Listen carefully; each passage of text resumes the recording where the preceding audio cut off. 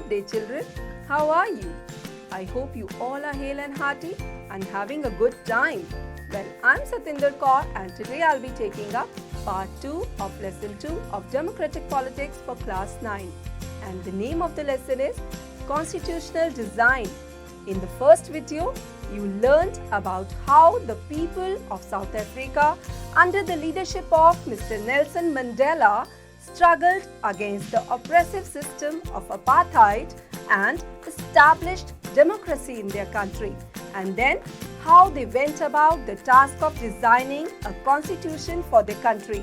In this part, we shall learn about the making of Indian Constitution, how it was made and who all played an important role in it. We shall also talk about the guiding principles of the Indian Constitution. Children, do you know how much time did it take to frame our Constitution? It took 2 years, 11 months and 17 days to complete it. Children, like South Africa, India's Constitution was also drawn up under very difficult circumstances. The making of the Constitution for a huge and diverse country like India was not an easy affair. At that time, the people of India were moving toward becoming citizens from subjects. The country had suffered the pain of partition on the basis of religious differences. This was a traumatic experience for the people of India and Pakistan. At least 10 lakh people were killed on both sides of the border in partition-related violence. There was another problem. The British had left it to the rulers of the princely states to decide whether they wanted to merge with India or with Pakistan or remain independent. The merger of these princely states was a difficult and uncertain task. When the Constitution was being written, the future of the country did not look as secure as it does today. The makers of the Constitution had anxieties about the present as well as the future of the country. Children, I want you to speak to your grandparents or some other elders and ask them if they have any memory of partition or independence or the making of the Constitution. What were their fears and hopes about the country at that time? Now, despite all these difficulties, there was one big advantage for the makers of the Indian Constitution. Unlike South Africa, they did not have to create a consensus, means an agreement among people, about what a democratic India should look like, because much of this consensus had already evolved during the freedom struggle. Our national movement was not merely a struggle against a foreign rule. It was also a struggle to revive our country and to transform our society and politics. No doubt there were sharp differences of opinion within the freedom struggle about the path India should take after independence. Such differences exist even today. Yet, some basic ideas had come to be accepted by almost everyone. In 1928, Motilal Nehru and 8 other Congress leaders drafted a constitution for India. In 1931, the resolution at the Karachi session of the Indian National Congress talked about how independent India's constitution should look like.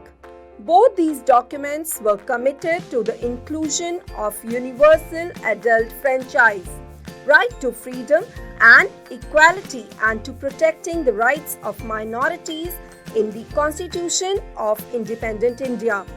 Thus, some basic values were accepted by all leaders much before the Constituent Assembly met to deliberate on the Constitution. Apart from this, the familiarity with political institutions of colonial rule also helped in deciding over the institutional design. The British rule had given voting rights only to a few. On that basis, the British had introduced very weak legislatures. Elections were held in 1937 to provincial legislatures and ministries all over British India. These were not fully democratic governments, but the experience gained by Indians in the working of legislative institutions proved to be very useful for the country in setting up its own institutions and working in them. That is why the Indian Constitution adopted many institutional details and procedures from colonial laws like the Government of India Act 1935. Years of thinking and deliberation on the framework of the Constitution had another benefit. Our leaders gained confidence to learn from other countries. Many of our leaders were inspired by the ideals of French Revolution, the practice of parliamentary democracy in Britain, and the Bill of Rights in the US. The Socialist Revolution in Russia had inspired many Indians to think of shaping a system based on social and economic equality. Yet, they were not simply imitating what others had done. At each step, they were questioning whether these things suited our country. So, children, all these factors contributed to the making of our Constitution. Now, the question is, who made the Indian Constitution? So, children, this task was done by the Constituent Assembly. It was an assembly of elected representatives. Elections to the Constituent Assembly were held in July 1946. Its first meeting was held in December 1946. Soon after, the country was divided into India and Pakistan. The Constituent Assembly was also divided into the Constituent Assembly of India and that of Pakistan. The Constituent Assembly that wrote the Indian Constitution had 299 members. The Assembly adopted the Constitution on 26 November 1949, but it came into effect on 26 January 1950. And to mark this day, we celebrate January 26 as Republic Day every year. Now the question is, why should we accept the Constitution made by this assembly more than 6 decades ago? We have already noted one reason above. The Constitution does not reflect the views of its members alone. It expresses a broad consensus of its time. Do you know, children? Many countries of the world had to rewrite their constitution because the basic rules were not acceptable to all major social groups or political parties. In some other countries, the constitution exists as a mere piece of paper. No one actually follows it, but the experience of our constitution is different. Over the last half a century, several groups have questioned some provisions of the Constitution, but no large social group or political party has ever questioned the legitimacy of the Constitution itself. This is an unusual achievement for any constitution. The second reason for accepting the Constitution is that the Constituent Assembly represented the people of India. Children, there was no universal adult franchise at that time. So, the Constituent Assembly could not have been chosen directly by all the people of India. It was elected mainly by the members of the existing provincial legislatures that we talked about earlier, and thus all the regions got a fair representation in the Constituent Assembly. the assembly was dominated by the Indian National Congress, the party that led India's freedom struggle, which itself included a variety of political groups and opinions. The assembly also had many members who did not agree with the Congress.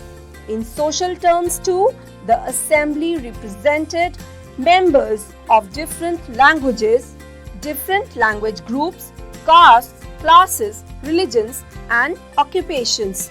Even if the Constituent Assembly was elected by universal adult franchise, its composition would not have been very different.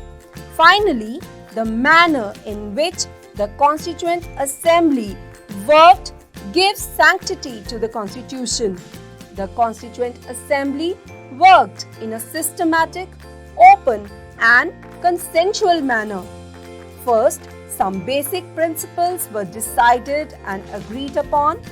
Then, a drafting committee chaired by Dr. B.R. Ambedkar prepared a draft constitution for discussion. Several rounds of thorough discussion took place on the draft constitution. Clause by clause, more than 2,000 amendments were considered. The members deliberated for 114 days, spread over a period of 3 years. Every document presented and every word spoken in the Constituent Assembly has been recorded and preserved. These have been printed in 12 bulky volumes called Constituent Assembly Debates. These debates provide the logic behind every provision of the Constitution.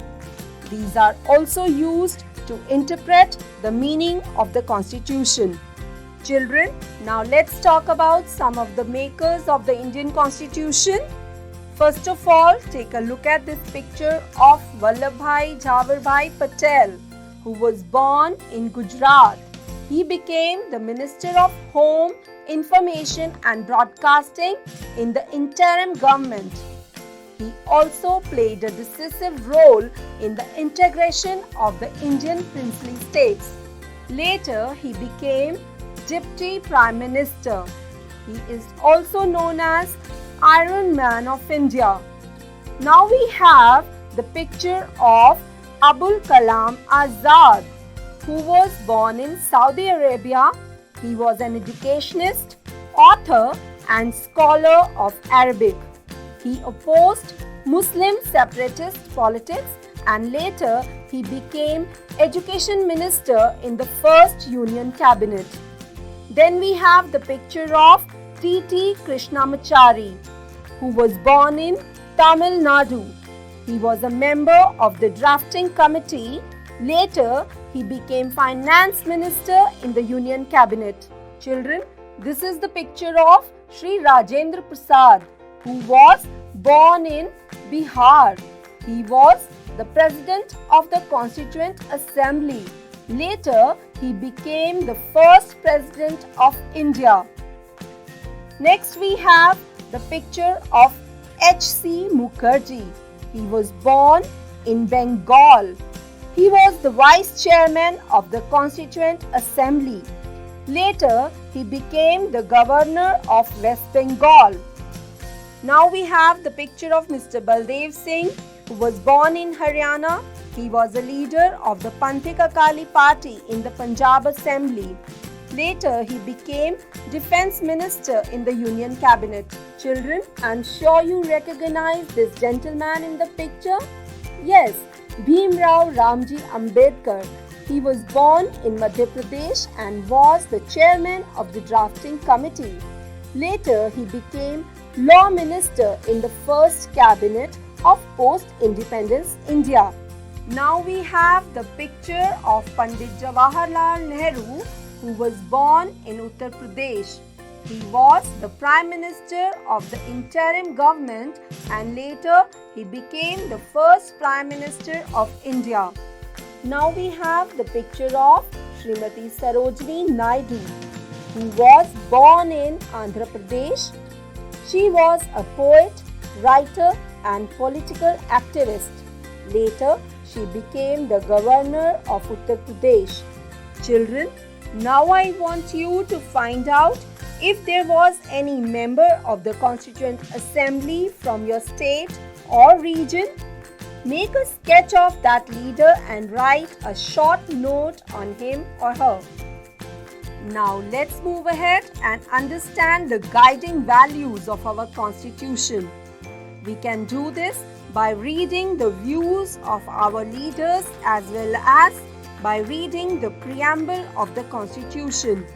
So let's first read the views of some of our leaders and understand what they wanted the Indian Constitution to do. Although Mahatma Gandhi was not a member of the Constituent Assembly, yet there were many members who followed his vision. Years ago, writing in his magazine Young India in 1931, he had outlined his vision in the following words: I shall strive for a constitution which will release India from all thraldom and patronage. I shall work for an India in which the poorest shall feel that it is their country, in whose making they have an effective voice, an India in which there shall be no high class and low class of people, an India in which all communities shall live in perfect harmony. There can be no room in such an India for the curse of untouchability or the curse of the intoxicating drinks and drugs. Women will enjoy the same rights as men. I shall be satisfied with nothing else. This dream of an India that has no place for inequality was shared by Dr. Ambedkar, who played a key role in the making of the Constitution. But he had a different understanding of how inequalities could be removed. He often bitterly criticized Mahatma Gandhi and his vision. Let's read his concluding speech to the Constituent Assembly, in which he stated his anxiety very clearly. On the 26th of January 1950, we are going to enter a life of contradictions. In politics, we will have equality, and in social and economic life, we will have inequality. In politics, we will be recognizing the principle of one man, one vote, and one vote, one value.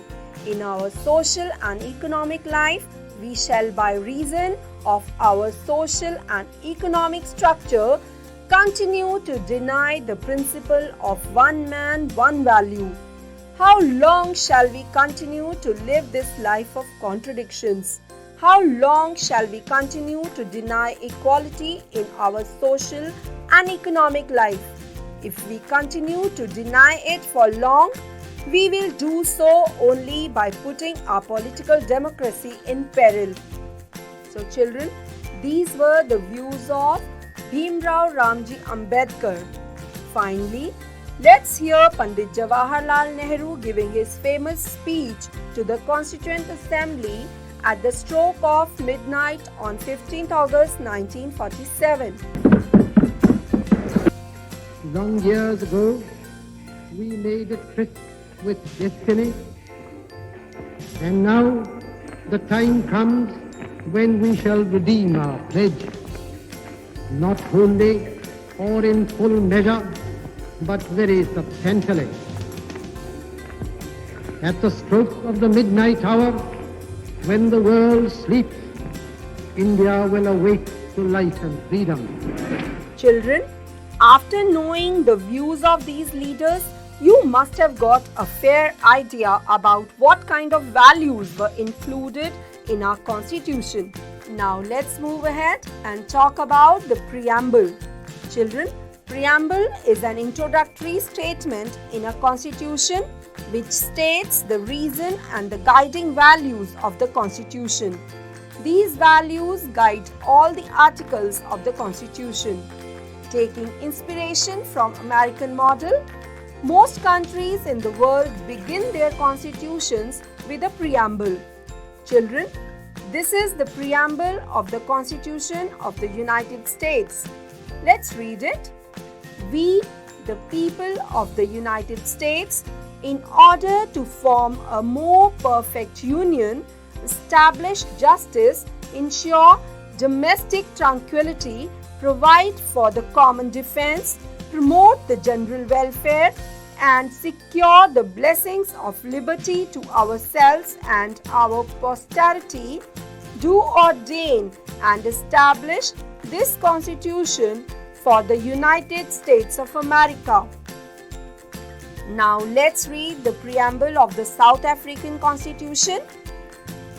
We, the people of South Africa, recognize the injustices of our past, honor those who suffered for justice and freedom in our land, respect those who have worked to build and develop our country, and believe that South Africa belongs to all who live in it, united in our diversity. We, therefore, through our freely elected representatives, adopt this Constitution as the supreme law of the Republic, so as to heal the divisions of the past and establish a society based on democratic values, social justice, and fundamental human rights. Lay the foundations for a democratic and open society in which government is based on the will of the people and every citizen is equally protected by law.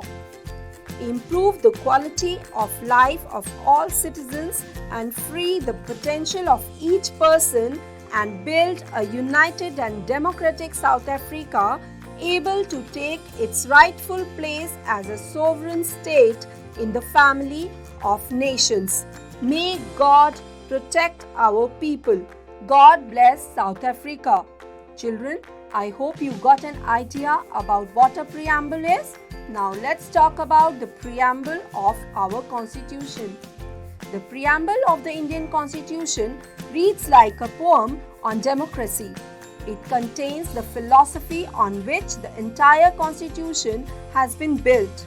It provides a standard to examine and evaluate any law and action of government to find out whether it is good or bad. It is the soul of the Indian Constitution. Now let's read it carefully.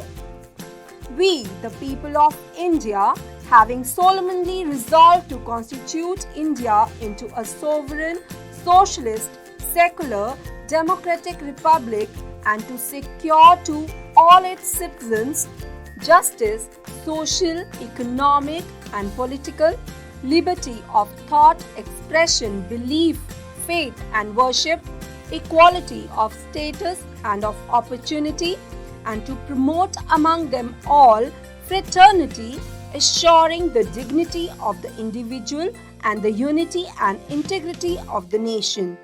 In our Constituent Assembly, this 26th day of November 1949, do hereby adopt, enact and give to ourselves this Constitution. Now let's try to understand its keywords one by one.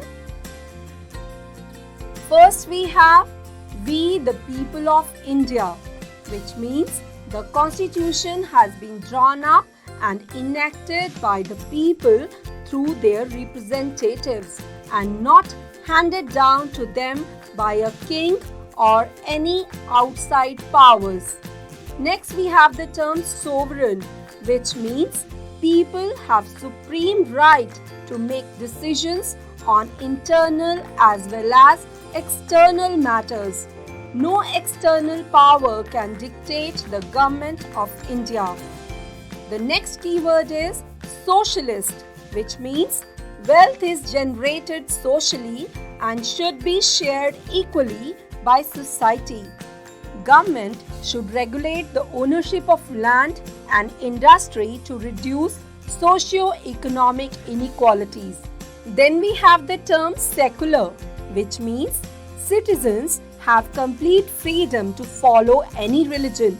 but there is no official religion. Government treats all religious beliefs and practices with equal respect. Next, we have the term democratic, which means the country has a form of government where people enjoy equal political rights, elect their rulers, and hold them accountable. The government is run according to some basic rules. The next keyword is republic, which means the head of the state is an elected person and not a hereditary position. Next, we have the term justice, which means citizens cannot be discriminated on the grounds of caste, religion, and gender. Social inequalities have to be reduced. Government should work for the welfare of all, especially of the disadvantaged groups. The next term is liberty, which means there are no unreasonable restrictions on the citizens in what they think, how they wish to express their thoughts, and the way they wish to follow up their thoughts in action. Then there is the term equality, which means all are equal before the law. The traditional social inequalities have to be ended. The government should ensure equal opportunity for all. Last, we have the term fraternity, which means all of us should behave as if we are members of the same family. No one should treat a fellow citizen as inferior. Children, you should know that the terms socialist and secular were added in the preamble through the 42nd Constitutional Amendment in 1976. Children, a constitution is not merely a statement of values and philosophy. A constitution is mainly about embodying these values into institutional arrangements. Much of the document called Constitution of India is about these arrangements. It is a very long and detailed document. Therefore, it needs to be amended quite regularly to keep it updated. Those who made the Indian Constitution felt that it has to be in accordance with people's aspirations and changes in society. They did not see it as a sacred, static, and unalterable law. So, they made provisions to incorporate changes from time to time. These changes are called constitutional amendments. The Constitution describes the institutional arrangements in a very legal language. If you read the Constitution for the first time, it can be quite difficult for you to understand. Yet, the basic institutional design is not very difficult to understand. Like any constitution, the Indian Constitution lays down a procedure for choosing persons to govern the country. It defines who will have how much power to take which decisions, and it puts limits to what the government can do by providing some rights to the citizen that cannot be violated. So children, that was all about the lesson. I hope you understood it well. In the coming lessons too, we will talk about some key constitutional provisions and understand how they work in democratic politics. Now it's time to take up a few exercises related to the chapter. First, we have some sentences and you have to tell if these sentences are true or false. The first sentence is, Dr. Bhimrao Ambedkar was the first president of India. So children, is it true or false? This sentence is false because Dr. Ambedkar was not the first president of India. Rather, he was the first law minister of the country. The second question is, the elections to the provincial legislatures were held in India in 1937. So children, this sentence is true. The next sentence is, the Constitution of India cannot be amended. This sentence is false. We just read about constitutional amendments, that the Constitution can be amended as per the needs of the times. Now let's move further and take a look at the last sentence. A democracy cannot function without a constitution. Yes, it is absolutely true. Now let's move further and match the names of these leaders with their roles in the making of the constitution. First we have Motilal Nehru, and he prepared a constitution for India in 1928. Next we have B.R. Ambedkar. He was the chairman of the drafting committee. Next we have Rajendra Prasad. He was the president of the Constituent Assembly. Last we have Sarojini Naidu. She was a member of the Constituent Assembly. Now we have some of the guiding values of the Constitution and the meaning. You have to match them correctly. First we have sovereign, which means yes, people have the supreme right to make decisions. Next we have republic, which means head of the state is an elected person. Next is fraternity, which means people should live like brothers and sisters. Good. Last one is secular, which means government will not favor any religion. Very good. Children, now we have some questions which you have to answer in 1 or 2 words. And the first question is, who drafted the Constitution of India? And the answer is, yes, the Constituent Assembly. Second question is, who was the president of the Constituent Assembly? And the answer is Dr. Rajendra Prasad. The third question is, how much time was taken to complete the Constitution of India? Yes, 2 years, 11 months and 17 days. The next question is, how many members were there in the Constituent Assembly of India? Yes, you're right, 299 members. And the last question of the day, when did our Constitution come into being? And the answer is 26 January 1950. Very good. With this, we come to the end of today's video. I'm sure you liked it and got to know a great deal about Indian Constitution, how it was made and what its guiding principles are. That's all for now. I'll be back soon with some more interesting videos. Till then, stay healthy, stay happy.